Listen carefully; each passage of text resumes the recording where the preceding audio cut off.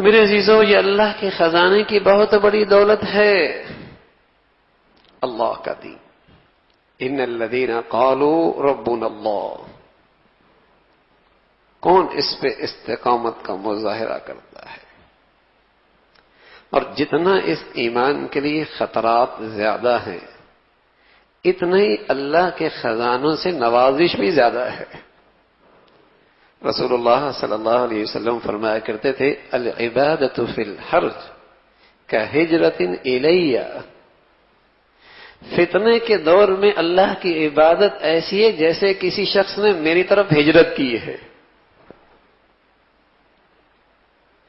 جب اس دینی زندگی کے لیے خطرات زیادہ ہیں تو اللہ کے خزانے سے نوازش بھی زیادہ ہے، عطا بھی زیادہ ہے۔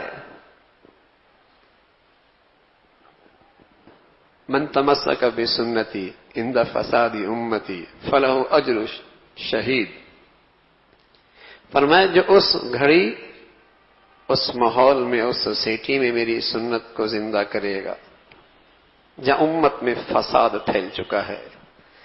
تو اسے ایک سنت کا ثواب ایک شہید کے برابر ملے گا۔ من تمسک بسنتی عند فساد امتی فلہ اجر شہید، ایک سنت پر عمل کرنے کا ثواب ایک شہید کے برابر ملے گا۔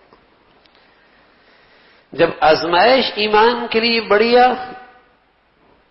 جب خطرات دین اسلام کے لیے بڑھیا، جب اس کے راستے میں رکاوٹیں بہت، تو اللہ کی طرف سے انعام بھی بہت، عطا بھی بہت۔ رسول اللہ صلی اللہ علیہ وسلم دعا دے گئے، آپ نے فرمایا فطوبى للغرباء الذين يصلحون ما افسد الناس من بعدي من سنتي، فطوبى للغرباء الذين يصلحون ما افسد الناس من بعدي من سنتي، اے اللہ تو نے خوش و خرم رکھنا جب دنیا میرے دین کو، میری شریعت کو، میری سنتوں کو گھروں سے نکال رہی تھی، خوشیوں سے، غمیوں سے، تجارتوں سے، لباس سے، پوشاک سے،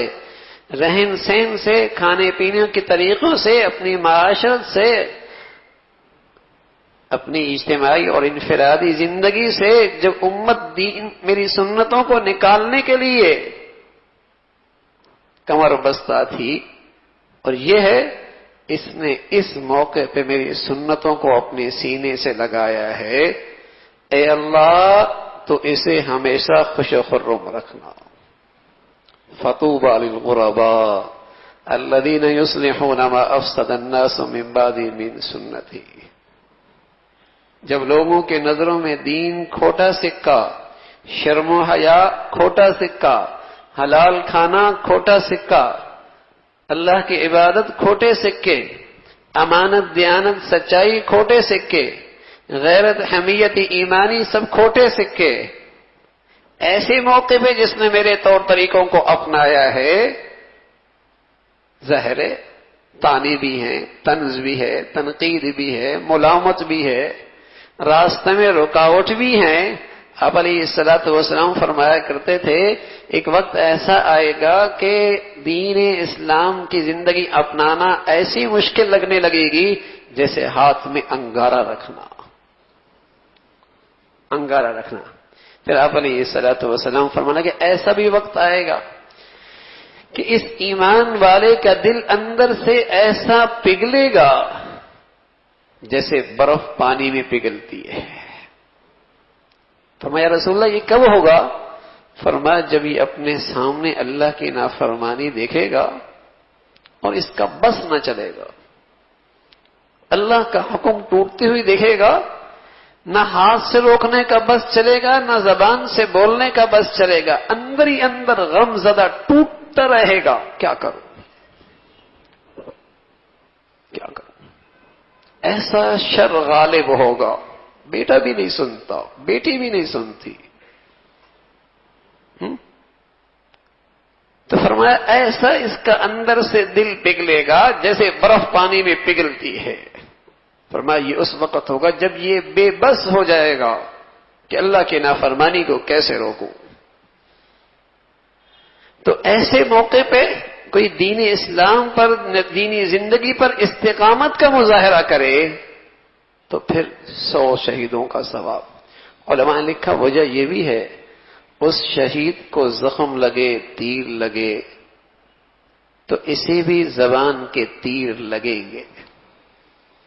اسی بھی لوگ زبان سے تانے ماریں گے، طنز کریں گے، تنقید کریں گے، ملامت کریں گے، نہ جانے کس کس انداز سے اسے رسوا کرنے کی، شرمندہ کرنے کی کوشش ہوں گی، لیکن یہ ہمت کے ساتھ